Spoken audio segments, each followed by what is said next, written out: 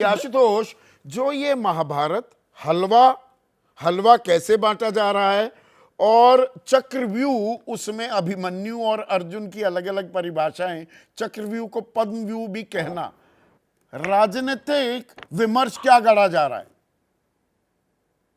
नहीं, ये पूरी की पूरी जो राजनीतिक विमर्श है वो दरअसल हिंदुत्व के खिलाफ सामाजिक न्याय की लड़ाई को खड़ा करना और हिंदुत्व की जो तीक्ष्णता है उसको ब्लंट करना, सीधी सी बात। इसके अलावा इसका कोई दूसरा अर्थ ही नहीं है और इसका साफ असर उत्तर प्रदेश के चुनाव में इस बार दिखाई पड़ा है। और वो इसीलिए दिखाई पड़ा है क्योंकि एक तरफ अखिलेश यादव पीडीए को लेकर आगे बढ़ रहे थे, दूसरी तरफ राहुल गांधी कास्ट सेंसस को लेकर आगे बढ़ रहे थे और जो संविधान को लेकर जो एक डिबेट शुरू हुई, उस डिबेट की वजह से जो पीडीए का एक बहुत बड़ा हिस्सा जो है, जो भारतीय जनता पार्टी के साथ जुड़ा था, वो उनसे निकल के समाजवादी पार्टी कांग्रेस के पास गया और भारतीय जनता पार्टी को उत्तर प्रदेश के अंदर हार हुई।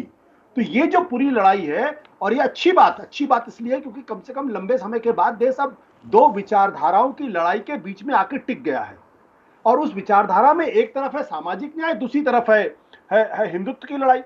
तो अगर आपको अच्छी तरीके से याद होगा, जब पिछले साल अक्टूबर 2023 के समय में जब बिहार के अंदर लागू हुआ, कास्ट सेंसस लागू हुआ और उसकी रिपोर्ट जब सामने आई, तो प्रधानमंत्री नरेंद्र मोदी ने क्या कहा था? ये देश को जातियों में बांटने की साजिश है।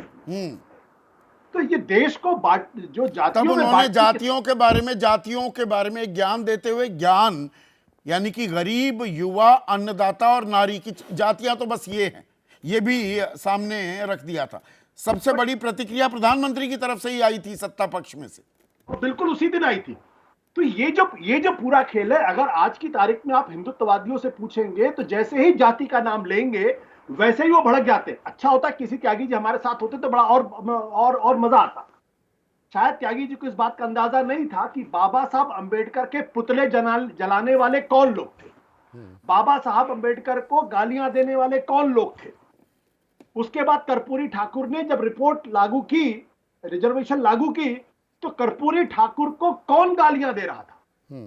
और जब मंडल कमीशन लागू हुआ तो एंटी मंडल एएमसीएफ जो बना था, उसको कौन लोग आग दे रहे थे।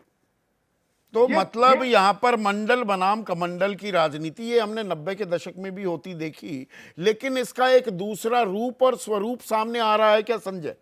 आपकी रीडिंग क्या है? बिल्कुल, मुझे लगता है लड़ाई उस ओर जाती हुई दिखाई पड़ रही है।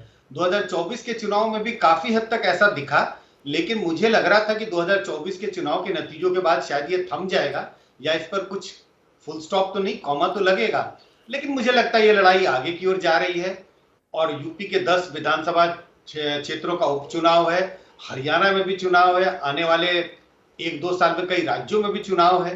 इसको देखते हुए मुझे नहीं लगता है कि ये जो प्रक्रिया शुरू हुई, या आप कहें इंडिया गठबंधन ने जो एक तरह से हथियार इसको बनाया है, ये आगे जाएगा। इस पे चर्चा आगे बढ़ेगी और आने वाले चुनाव में भी ये दो ध्रुवों मतलब में क्या ये इन दो ध्रुव जो ये बन रहे हैं, दरअसल आने वाला वक्त, आने वाली राजनीति क्या ये तय करेगी कि हिंदुत्व का पुट हावी रहता है या मंडल का पुट हावी ज्यादा होता है?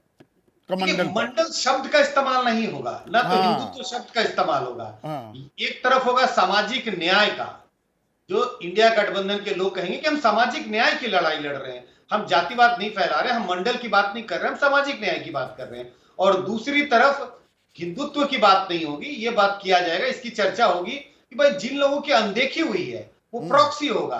वो कहेंगे जिनकी अनदेखी, जिनकी संख्या बड़ी है, उनकी सदियों से अनदेखी हुई है और उनको उनका हक दिलाना हमारा कर्तव्य है।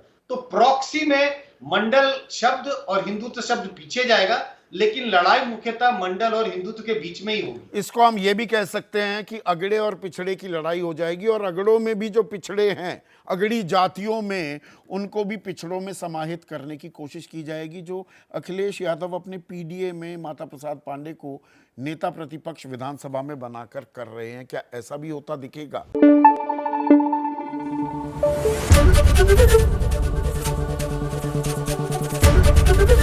एबीपी न्यूज आपको रखे आगे।